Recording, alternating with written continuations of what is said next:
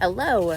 Since it is spring and people are starting to talk about getting baby chicks, I thought it might be helpful to take a look at our coop and see how our chicken farming is going after 9 months with these ladies. Now, I am not a chicken farmer, nor am I a videographer. I cannot even figure out how to now flip my camera.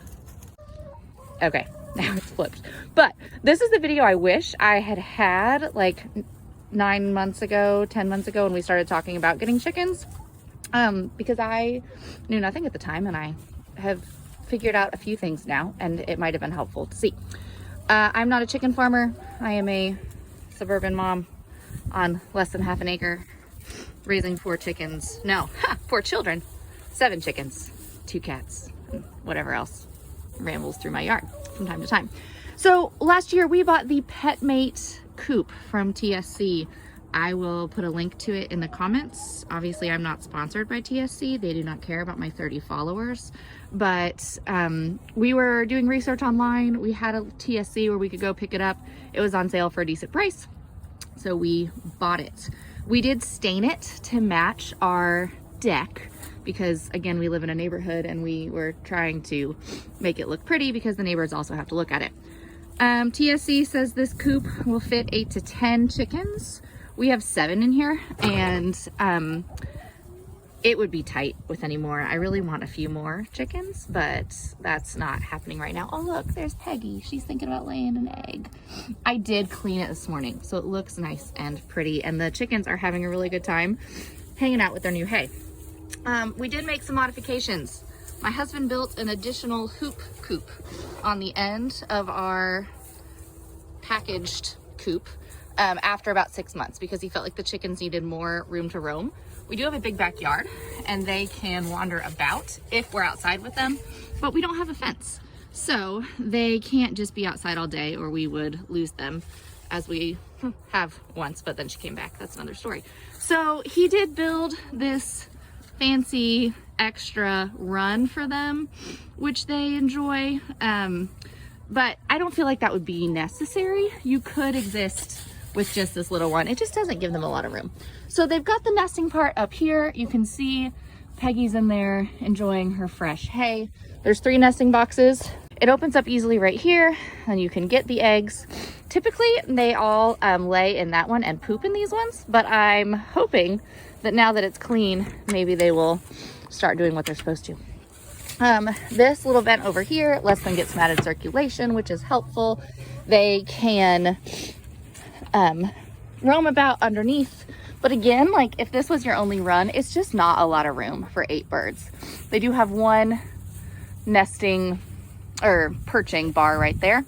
What we did is we bought the food hangers and water hanger from TSC.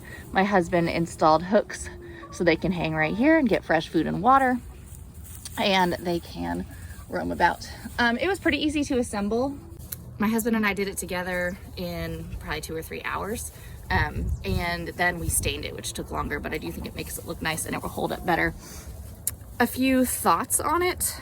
If you live somewhere really cold, you're gonna wanna do some additional work to it. So there's this gap right here, which is good for ventilation, but when it got super cold in Kentucky and it was below 0 and crazy winds and snow, there was actually snow inside this coop, the inside part.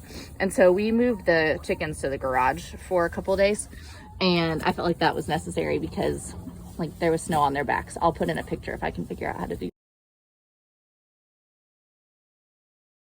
that.